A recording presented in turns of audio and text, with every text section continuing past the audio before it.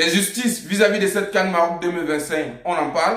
Bien sûr qu'on va en parler les gars. Salut les gars, j'espère que vous allez bien, moi c'est MC Joli. Si on parle 100% football, tout ce que de l'actualité, si vous êtes nouveau à la page, n'hésitez pas de vous abonner, de partager au maximum car c'est ça qui fait le référencement. Comme je dis toujours, c'est gratuit. Tu likes, tu partages et tu t'abonnes. Mais avant toutefois de commencer la vidéo les gars, j'aimerais d'abord que vous sachiez une seule chose. Le football a été créé pour unir les États, non pour dissocier les États. En quel moment vous vous êtes posé la question que le football est devenu politique? Avec les tensions et l'injustice qui s'est passée à propos de cette CAN, je me pose la question à savoir si c'était la coupe pour le continent africain ou bien si c'était la coupe pour un seul pays les gars. Il y a eu la CAN au Cameroun, il y a eu la CAN au Gabon, il y a eu la CAN en Côte d'Ivoire, bref, beaucoup dans plusieurs pays les gars. Il n'y a pas eu de polémique comme il y a polémique à propos de cette finale ou bien à propos de cette CAN qui s'est tenue au Maroc. Alors là, il y a problème. On doit se dire les vérités. Là, il y a problème. Plus précisément, je vais revenir sur l'action d'un joueur renommé qu'on appelle Hakimi, qui se permet en pleine finale de prendre la serviette de Mendy et de jeter ça sur les gens pour qu'ils puissent la récupérer. Alors vous savez très bien que cette serviette, elle est personnelle.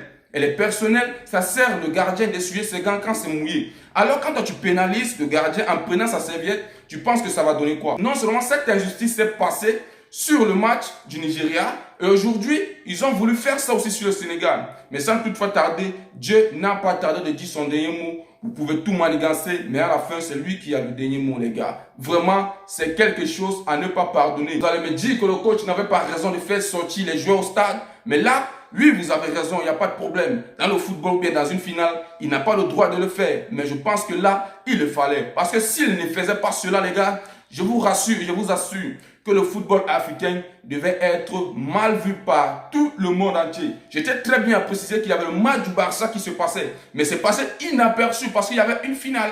Mais c'est pas parce que nous sommes des Africains qu'on dit cela. Mais je peux vous assurer que tout le monde entier était focus pour cette finale CAN 2025. Précisément, il y a Aisha Speed qui est arrivé. Il y avait les Nganou qui étaient au terrain. Il y avait beaucoup de personnalités publiques qui ont fait l'influence vis-à-vis de cette CAN. Ils étaient regardés dans tout le monde entier. Et ne venez pas me dire que là, le football africain ne devait pas être éteigné, les gars. Regardez un peu le match Cameroun-Maroc. Qu'est-ce qui s'est passé? Je pense que si les Camerounais avaient la même mentalité de sortie sur le terrain, je pense que là, il va y avoir justice. Mais comme on dit toujours, tout peut se réaliser, mais c'est Dieu qui a le dernier mot. Aujourd'hui, le Sénégal n'a pas tardé de fermer la bouche des Marocains et de dire qu'il y a la justice de Dieu, les gars. Revenons un peu sur le cas d'Ibrahim Diaz. Vous allez me dire que oui, il y avait pénalty. Je suis d'accord qu'il y avait pénalty. Je suis très d'accord qu'il y avait pénalty. Mais il y avait aussi le but qui a été refusé, les gars.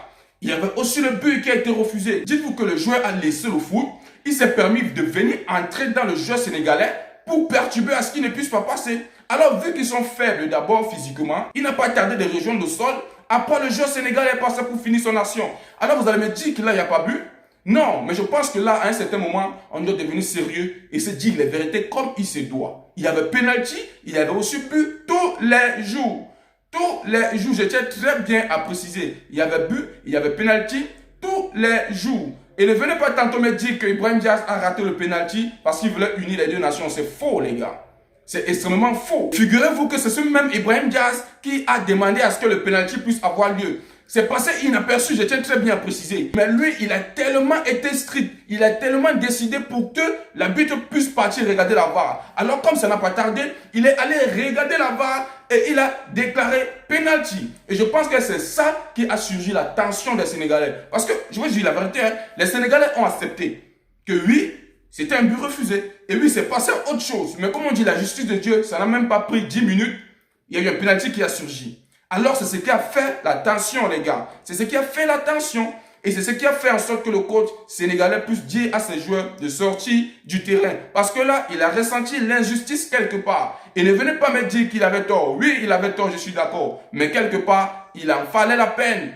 Il en fallait la peine. S'il ne faisait pas ça, je ne pense pas que ça devait jouer non seulement sur la tête d'Ibrahim Diaz, ça ne devait pas être une bonne chose pour le football africain. Alors, comme on dit, ça n'a pas tardé. Vous-même, vous avez vu. Et ne me dites pas, comme je tiens toujours à préciser, que Ibrahim Diaz a raté ce penalty parce que c'est assez faux. Après, il allait au vestiaire, il a demandé pardon à tous ses coéquipiers. Et je peux vous rassurer que jusqu'à présent, il n'a pas encore été pardonné. Parce qu'il reconnaît l'erreur et la faute qu'il a fait. Il a voulu humilier Mendy, mais il s'est humilié lui-même. Alors mes frères marocains, vous savez tous, nous sommes tous des Africains.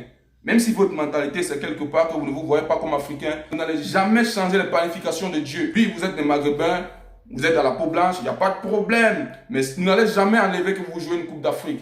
Et là, ce comportement pour le football africain, c'est pas bon du tout, les gars. C'est pas bon du tout, les gars. C'est condamnable. Hakimi, non seulement ça s'arrête pas là, il y avait aussi un joueur, j'ai oublié son nom là. Bref, ça défile sur tous les réseaux. Je ne peux pas venir mettre ici pour les droits d'auteur. Il se permet d'être là où Mendy joue pour venir prendre sa serviette. Comme Hakimi a fait ça, il se permet aussi de faire ça. Le troisième gardien sénégalais n'a pas tardé d'être le gardien de la serviette. Est-ce que ça se comprend, les gars? Il devient le gardien de la serviette pour protéger Mendy. Parce qu'il faut vous dire que dans la serviette, on ne peut rien écrire, les gars. Non, patate, on ne peut rien écrire sur la serviette. La serviette est dédiée pour les gants. Car quand les gants sont mouillés, c'est là où la serviette a sa valeur. C'est pour essuyer l'eau qui revient sur les gants. Alors, quand le gardien n'arrive pas à essuyer ses gants, directement, la balle va glisser et ça va jouer pour les Sénégalais. Le ballon va entrer. Les gars, on doit se dire la vérité. Je sais, ça fait mal de perdre une finale. Ça fait plus de 50 ans aujourd'hui qu'il ne veut pas gagner une CAN. Mais il en valait la peine. Il en fallait la peine parce que là, si le Maroc gagne cette CAN, ça devait être un bordel total à propos du football africain.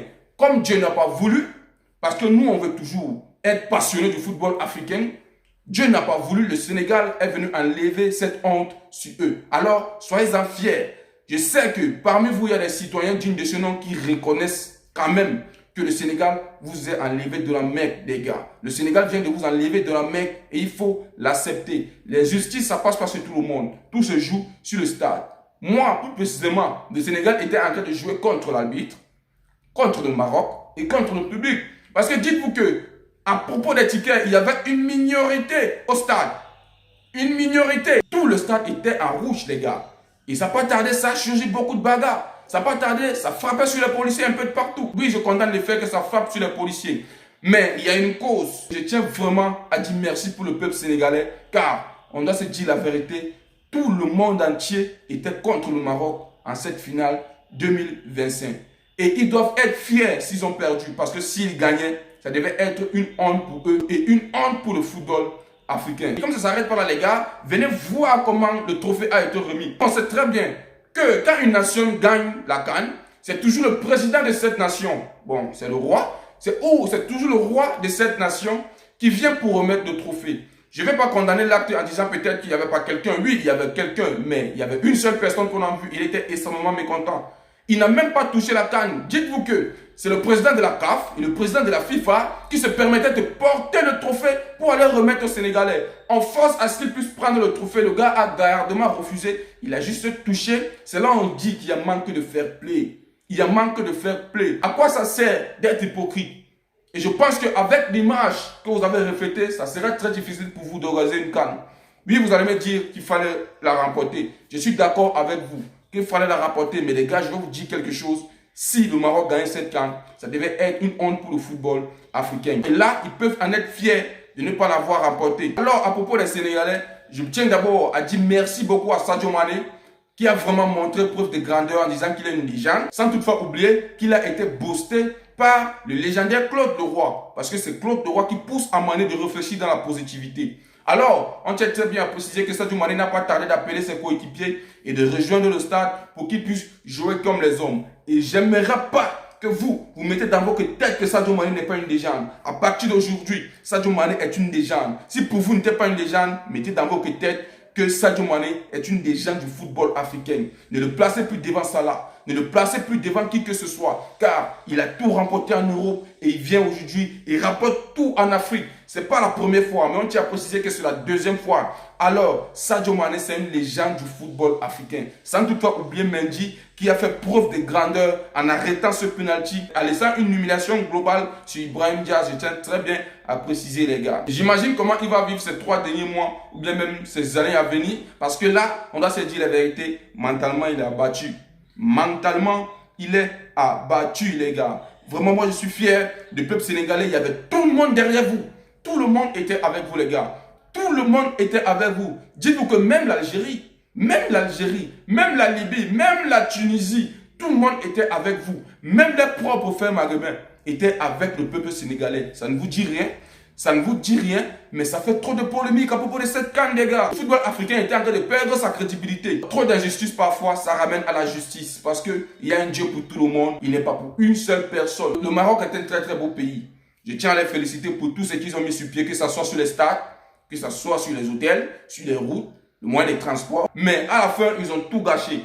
Parce qu'il est inadmissible que la finale se joue Sénégal-Maroc. Le Sénégal a de la peine d'avoir un stade où ils vont jouer. Le Sénégal a de la peine d'avoir un hôtel où dormir. Le Sénégal a de la peine de s'en sortir devant une foule extrême. Sans toutefois oublier que je condamne l'acte des Sénégalais là où ils ont communiqué qu'ils devaient arriver là à la gare. Oui, c'est vrai. Mais là, je pense que la FIFA ou bien la CAF, sans toutefois oublier aussi les Marocains, ils devaient s'arranger à plus renforcer la sécurité. Les Marocains étaient chez eux, ils avaient tout à leur disponibilité. Les stades pour s'entraîner, les trucs, bon, ils avaient tout le confort pour qu'ils puissent gagner cette CAN. Mais là, la justice de Dieu n'a pas tardé à surgir, les gars. Malgré tout le mal qu'ils ont eu, ils ont pu rester dignes de ce nom et rapporter cette CAN. Et ça fait la fierté de toute l'Afrique. Ça fait la fierté de tout un continent, les gars. Ça fait la fierté de tout un continent. On doit gagner, c'est vrai, mais pas dans le vol, mais pas dans la tricherie. On doit gagner dans la dignité. Dans la dignité, les gars. Je pense que là, actuellement, la leçon est passée et que ça ne pourra plus se répéter sur toutes les CAN. Je me pose vraiment la question, comment Ibrahim Diaz va parvenir s'en sortir à propos de ce qu'il a foutu. C'était un bordel immense. Vive le Sénégal, Red, Nangadef, les gars. Vive le Maroc, vive le football africain, vive l'Afrique et vive le monde entier. Nous sommes ensemble, les gars. L'injustice ne paye pas. Dieu, c'est pour tout le monde. Et restons honnêtes dans tout ce que nous faisons. Soyons unanimes, ne soyons pas hypocrites. Ne soyons pas hypocrites, les gars. Je tiens très bien à préciser. Soyons unanimes. Que tu sois noir, que tu sois blanc, tu es humain. Et c'était tout à propos de cette vidéo, les gars. J'espère que vous avez aimé. N'oubliez pas de vous abonner, de partager au maximum car c'est ça qui fait le référencement. On se dit à plus pour une nouvelle vidéo.